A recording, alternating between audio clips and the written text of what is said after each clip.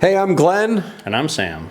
And we're here at Silverhand Meadery in Williamsburg, Virginia, in our tasting room, actually in our mead lab area, which is where we get to experiment and mess with some really fun flavors of mead making. One of which we're going to talk about today. This is our Heart of Gold Coriander.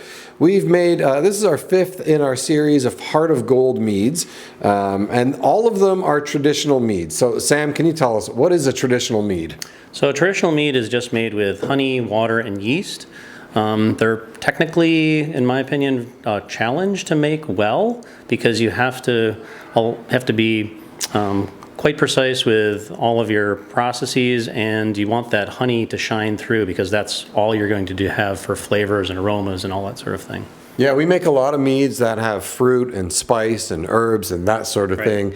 And if the very beginning you don't have a great traditional to start out with, if you can't do a great traditional, you're going to be in a bit of trouble. So what's fun about it too is when you're making wine, you're really focused on the grape varietal, and that flavor expresses itself. So with mead, I'll just show you this. This is a jar of orange blossom honey, and that's probably a very familiar color of honey to you, a very familiar hue. Well, this is coriander, much darker. Some of the flavors in the coriander honey? Yeah, it's much more robust than many honeys you would try, and to me it reminds me most of things like fennel or black licorice.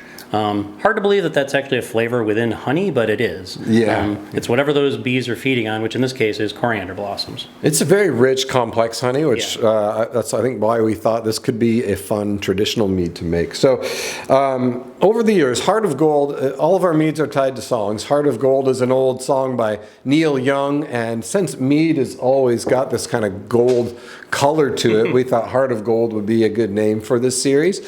So in the past, we've done, let me see, help me get this right, Christmas berry, blackberry, Zambian wildflower. That was really fun. Yeah. We also did the alfalfa blossom. Alfalfa, right. Yep. Yeah. And now this. And now the coriander. So this mead, we just released this one recently. So you're going to see the heart on the label, and then coriander. Oh gosh, I should have tried to remember this a bit more, but I believe there was a tie to good luck in Japanese. Correct. So we've got some of that on the artwork as well. But can you speak to some of the flavor of the coriander honey?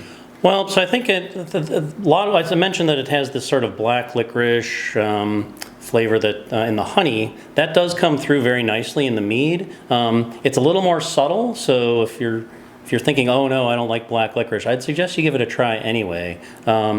It comes across, maybe if you've ever had a beverage called anisette, very popular in Italian culture, which is my background. Right, okay. But it's usually a little after dinner drink. But this would go very, very well, not only with as an after dinner drink or before dinner drink, honestly.